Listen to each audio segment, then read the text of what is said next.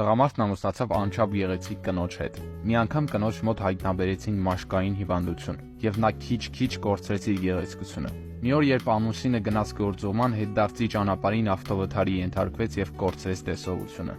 Չնայած այս ամենին, նրանք շարունակեցին սիրել միմյանց։ Ժամանակի ընթացքում իր կինն ամբողջությամբ կորցրեց գեղեցկությունը, իսկ ամուսինը չէր նկատում եւ շարունակում էր սիրել։ Մի օր հիվանդության պատճառով նրա կինը մահանում է, ամուսնուն թողնելով մենակության եւ ցավի մեջ։ Ուղարկավորությունից հետո նա որոշում է լքել քաղաքը։ Հեռանալուց առաջ նրան հարցնում են. «Ինչպես ես կարողանալու ապրել առանց քո կնոջ օգնության»։ Տղամարդը պատասխանեց.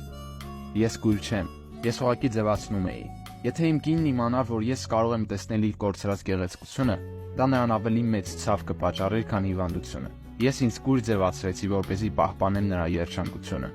Իդեալական մարդիկ չեն լինում։ Հաճախ պետք է մեզ կույր ձևացնենք, որ չնկատենք հարազատների թերությունը եւ լինենք երջանիկ»։